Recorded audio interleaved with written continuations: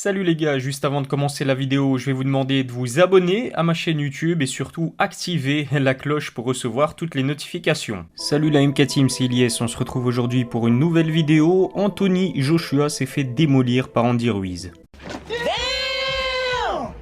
Alors je vous avoue, je n'ai pas su dormir de la nuit tellement j'ai eu l'impression d'assister à un événement, on peut le dire, historique.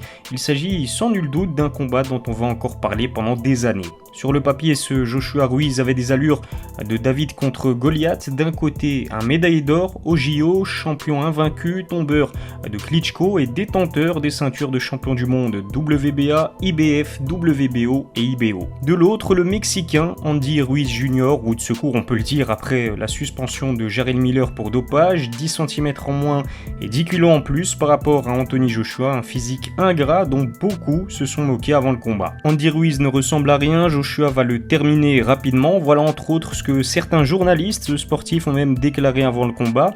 Alors je vous avoue, je ne leur jette pas la pierre car moi-même je n'aurais jamais cru voir Andy Ruiz faire autant de mal au champion invétéré des poids lourds. Alors qu'à la troisième reprise, Anthony Joshua a réussi à coucher Ruiz après un bel enchaînement, le Britannique va se précipiter pour clôturer le combat rapidement, une erreur qu'il va payer très cher. Les crochets du gauche surpuissant du Mexicain vont envoyer Joshua au tapis à 2 reprises lors du troisième round.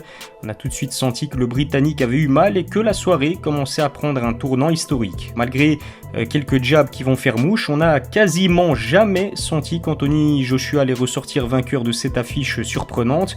Sur les rares coups qui ont affaibli la garde du Mexicain, Joshua s'est précipité et a fini par retourner au tapis sur les fameux crochets gauche de Ruiz. Le combat a été stoppé logiquement par l'arbitre dès la 7e reprise. Anthony Joshua encaisse donc la première défaite de sa carrière professionnelle au Madison Square Garden, tout un symbole. L'erreur de Joshua, c'est d'avoir voulu plier l'affaire rapidement pour démontrer sa puissance à Wilder. Le souci, c'est qu'AJ n'a pas la même puissance que Wilder et lorsque le Britannique met au tapis ses adversaires, c'est souvent sur des enchaînements bien placés et pas sur un seul coup comme le fait Deontay. Ce combat devait en tout cas lui permettre d'assurer son statut de superstar des poids lourds.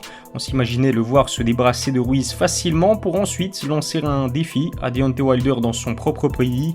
C'est un échec total. De son côté, et il faut le souligner, Andy Ruiz marque l'histoire car il devient tout simplement le premier poids lourd mexicain champion du monde. Alors je vous le cache pas, je suis un très grand fan d'Anthony Joshua et à la fin du combat, j'étais vraiment en PLS.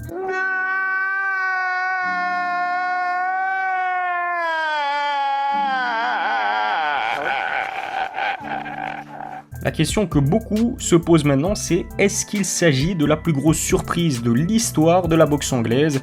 Pour moi, ça se tape clairement avec le combat entre Tyson et Buster Douglas. Rappelez-vous, il y a quelques mois, je vous en avais parlé dans ma vidéo les 5 plus grandes humiliations de l'histoire du sport. En 1990, Mike Tyson, champion invétéré des poids lourds, s'était fait tout simplement humilier face à Buster Douglas, un illustre inconnu. À l'époque, Mike Tyson est champion du monde WBC, WBA et IBF. Il fait peur à tous ses adversaires et rien ne semble se mettre en travers de son chemin.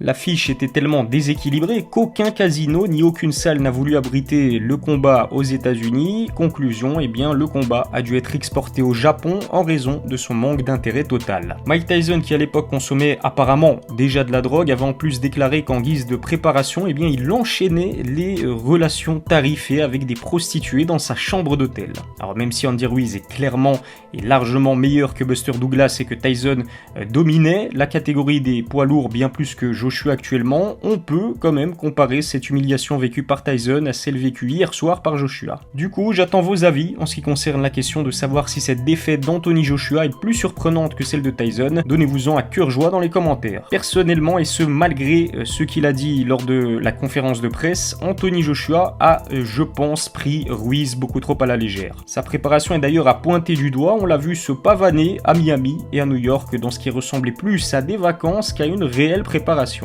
Pendant la conférence de presse, AJ apparaissait très détendu et sûr de sa force. Il avait même annoncé qu'il prendrait Andy Ruiz très au sérieux.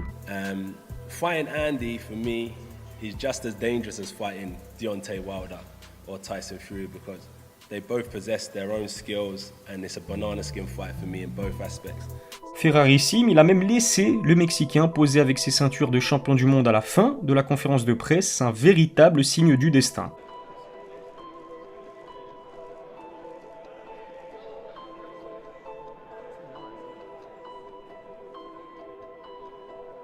Ce qui m'a également surpris, c'est de voir le visage du Britannique pendant le combat, très fermé, surtout lors de son entrée sur le ring. J'ai vraiment la sensation que la pression sur ses épaules a eu raison de sa confiance en lui. Mais bon, à sa décharge, il faut quand même dire que ça n'est pas évident d'aller boxer dans une salle aussi mythique que le Madison Square Garden, surtout quand on a l'habitude, comme lui, d'évoluer devant un public acquis à sa cause au Royaume-Uni. Alors avant le combat, j'étais le premier à penser que Joshua pouvait surclasser Deontay Wilder, mais en connaissant la surpuissance de l'américain et la difficulté que Joshua a connue pour encaisser les coups de Ruiz, j'en doute fort. The Bronze Bomber n'a d'ailleurs pas tardé à réagir à la défaite de son pire ennemi avec un tweet très chambreur. Il déclare « Il n'était pas un vrai champion, sa carrière entière est basée sur des mensonges et des cadeaux.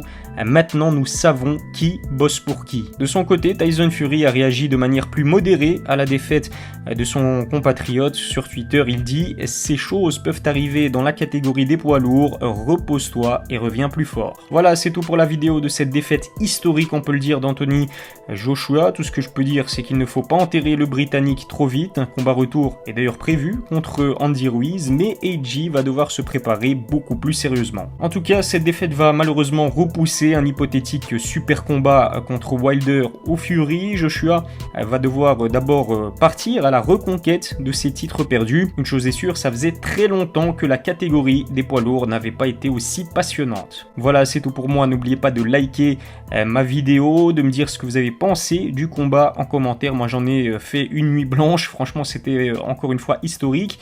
Abonnez-vous à ma chaîne YouTube et à mon compte Instagram IlyesMKT. Je vous dis à très bientôt pour une nouvelle vidéo. D'ici là, prenez soin de vous.